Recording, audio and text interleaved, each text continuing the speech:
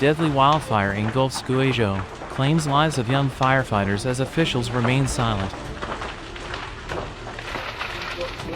Oh, took out kills anyone. Winter havoc, fatal roof collapses devastate China amidst brutal snowstorm. Zhejiang Horror, deadly outbreak, surging deaths, and co-infections terrify residents. Hospital catastrophe, Sucheng building collapses in severe weather, narrowly avoids tragedy. U.S. warns China, economic crisis sparks threats over exporting overcapacity.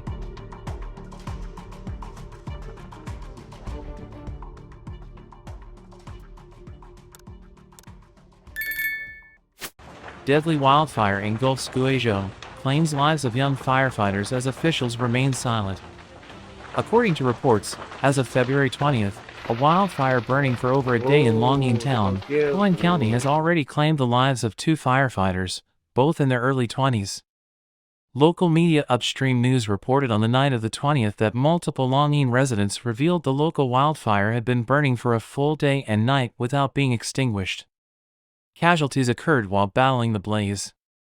The victims were quite young, only in their early 20s, they said. Hospital staffs confirmed ambulances indeed transported 2 firefighters from the scene to the county hospital. One wasn't from our town, they said. However, Longyin town officials refused to disclose details, claiming to be busy. The report cited local official sources confirming 2 fatalities so far, with authorities currently handling their remains per standard procedure. Conclusions must wait until the fire is contained.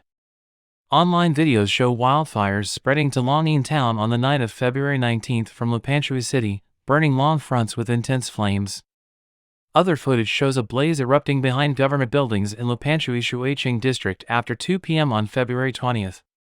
The ferocious fire engulfed entire hillsides, spewing thick smoke that blackened midday skies. With the district government offices at the hill's base, the advancing flames pose an imminent threat. Around 4 p.m. that day, Sucheng district officials told media the government buildings still maintain some distance from the fires and remain unaffected, with no evacuation orders issued yet. Similar mountain blazes also hit Xi'an City, with social media users sharing footage. One driver passing through Xi'an on his way to Chengdu said roads were blocked by fires, trapping him in the city. The videos show massive fires raging as smoke shrouds the entire cityscape. Flames are visible covering hillsides from streets below. At night, the burning mountains make the skies glow red. "Oh my, it's all burned away," says the filming driver. The alarming Guizhou wildfires have drawn attention as they continue burning. Local netizens said the current situation is unprecedentedly severe, with fires across the board causing injuries and deaths.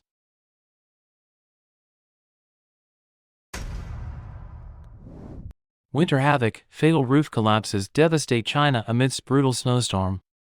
On February 21st, heavy snow and freezing rain fell across multiple Chinese provinces. In Hubei's Suizhou, a village supermarket roof suddenly caved in, killing people inside. A farm-produced market roof in Shandong's Jiaozhou also collapsed under the snow. The roof of the Shenlong supermarket in Wana Town, Xi'an County, Hubei Province collapsed on February 21st. A nearby shop owner told Xiaoxiang Morning Post that around 8 a.m., with few inside due to the heavy snow, the collapse mainly affected the front area with cashiers. The shop owner said one female cashier in her late 20s, who was a relative's daughter-in-law, suffered fatal head injuries and died after being taken to the town health center, with the family already receiving a death notice.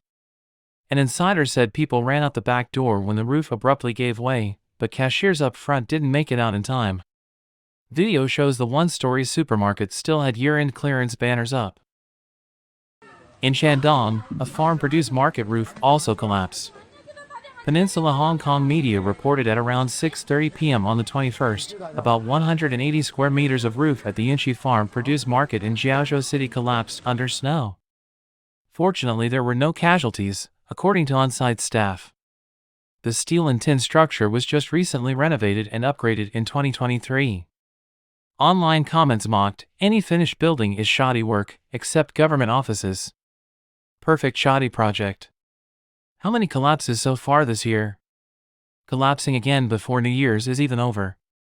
Before these two collapses, the roof of a hospital building fell in Jiangsu's Sucheng on February 20th. Video shows the outpatient hall roof of Sucheng First People's Hospital completely pancaked overnight, leaving just the exterior walls around a pit of debris. An insider said freezing rain had fallen in the area. From February 19th through the evening of the 21st, China's National Meteorological Center issued non-stop alerts. 5 warnings were simultaneously in effect on the 21st: cold wave orange, icing yellow, heavy snow yellow, severe convection blue, and strong wind blue. Forecasts predict from 8 p.m. on February 21st through 8 a.m. on the 23rd, most areas south of the Yangtze River will see temperatures plunge 6 to 12 degrees Celsius on average, with parts of southeast Guizhou and northern Guangxi dropping over 20 degrees Celsius. From 8 p.m. on the 21st through 8 p.m. on the 22nd, parts of central southern Anhui, southwest Jiangsu, northwest Zhejiang, central eastern and southern Hubei, most of Hunan, northwest Jiangxi, eastern Guizhou, and southeast Chongqing will see freezing rain and ice pellets of 1 to 5 millimeters, locally above 10 millimeters. The Shandong Peninsula east, southern Henan, central Anhui, central and southwest Hubei, northern Hunan, eastern and northern Chongqing, northeast Sichuan, and eastern Tibet will get heavy snow, with southern central Hubei, northern Hunan, and eastern Tibet seeing blizzards adding 3 to 8 centimeters, locally up to 10 to 15 centimeters. Zhejiang Horror, deadly outbreak, surging deaths, and co-infections terrify residents. During the Chinese New Year, outbreaks occurred across Zhejiang province. Many residents developed fevers, colds, and respiratory infections, overwhelming hospitals as patient numbers and deaths surged. Additionally, in late January, Zhejiang reported China's first death from a rare co-infection of avian flu and seasonal flu, sparking concerns. Yang, a Zhejiang Taizhou resident, told NTD on February 21st that a recent local outbreak led to a spike in deaths, including elderly but also younger victims. Yang, hospitals are very crowded, maybe from Omicron. Deaths this year drastically exceed previous years, nearly double. I've heard our local crematoriums are much busier than normal. Some died of heart attacks or strokes. A neighbor got into an argument and then suddenly died at 56. He may have had high blood pressure issues. Local Guangzhou media reported that based on emergency room records from 4 major hospitals, nearly 30,000 people sought treatment from New Year's Eve to the 8th day of the New Year lunar calendar, February 9th to 17th. Most suffered respiratory infections, especially lung-related illnesses. Huang, a Guangzhou resident, many caught colds and fevers, respiratory infections over the New Year. After restrictions were lifted, more died from the pandemic here: white lung deaths, vaccine-related deaths. Several died within 10 days of vaccination. Many suffered long-term complications. Many believe this outbreak's symptoms and rapid spread resemble COVID-19, but hospitals aren't testing for it. Chen, a Ningbo resident, so many people, adults and kids, caught colds lately. It's said to be some new variant. I met someone yesterday who's been coughing daily even after getting injections for several days. We barely go out now, afraid of infecting others.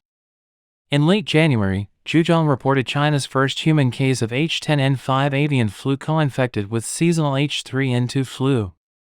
The victim was a 63-year-old female farmer from Shuangqing, Anhui, concerning experts. Ren, a Hangzhou resident, hospitals are overwhelmed.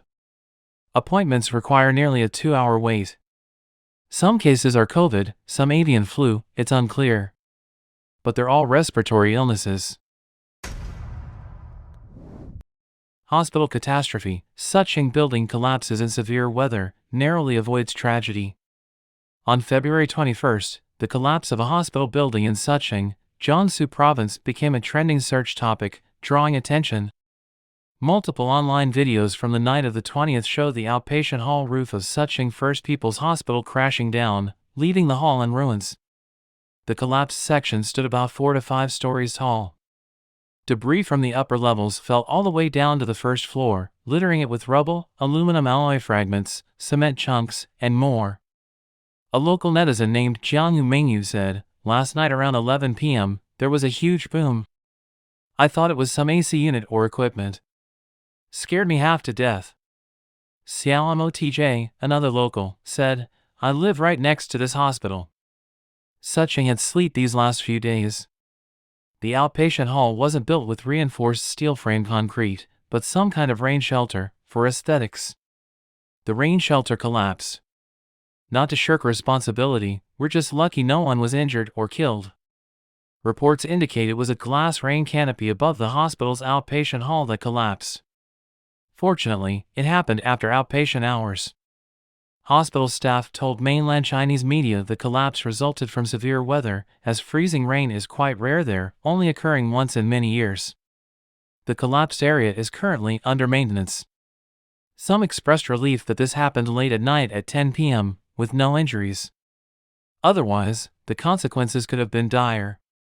Others lamented that even a humble thatched cottage would have fared better, questioning whether this was an instance of shoddy tofu dregs construction. According to the Sucheng Weather Bureau, the night of February 20th brought rain, sleet, freezing rain and small hail to the area. February 21st saw more rain and sleet, transitioning to light to moderate snow, with heavy snow in some places. On the night of the 20th, the Sucheng and Suzhou Municipal Education Bureaus both issued emergency school closure notices, calling for a one-day suspension of all local elementary, middle schools, and kindergartens. Public records list Sucheng First People's Hospital as a public, Tier 3, class of general hospital that opened on July 19, 2016. It operates as the Sucheng branch of Jiangsu Provincial People's Hospital and the affiliated Sucheng First People's Hospital of Nanjing Medical University. U.S. warns China, economic crisis sparks threats over exporting overcapacity. On February 19, Washington warned Beijing it will act if China dumps excess production abroad. This comes amidst mounting signs of economic weakness, with foreign direct investment hitting 30-year lows as consumer and producer price deflation persists.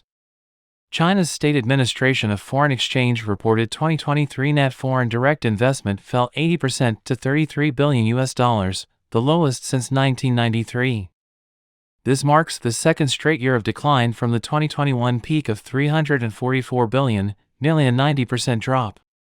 A February 19 Nikkei report said with growth slowing, not only is new factory FDI decreasing, existing foreign ventures are downsizing or withdrawing from China as well.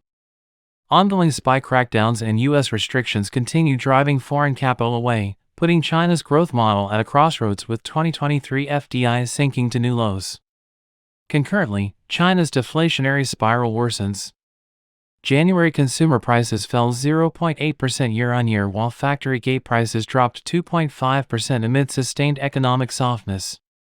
Since entering deflation last July except a small August rebound, prices continue sliding. On February 19, the Financial Times reported Washington warned Beijing that the U.S. and its allies will act if China tries alleviating its industrial overcapacity by dumping goods abroad.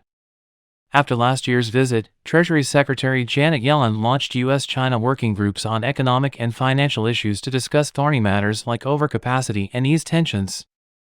Two senior Treasury officials said American delegates explicitly conveyed concerns in recent China talks, including with Vice Premier Liu He, who oversees its economy. Deputy Treasury Secretary Jay Shambaugh, who recently led an economic team to Beijing, said, "We worry that China's industrial policies and macro policies are more focused on supply than where demand is coming from, both feeding into China's overcapacity, which will ultimately hit world markets." The U.S. worries most about advanced manufacturing, especially emerging clean energy industries like electric vehicles, solar panels, and lithium batteries. Shambaugh emphasized to China the reaction is not just American, and any responses should not catch them by surprise. In an interview, Shambaugh said, "Other countries in the world will also react, but they are reacting to Chinese policies, not in some new anti-China way." One U.S. official said Washington wants to ensure Beijing takes this seriously. They added the topic will be a major part of Yellen's agenda when she visits Beijing later this year. Yellen is also expected to raise China's overcapacity issue with G20 counterparts at this month's joint ministerial summit in Sao Paulo.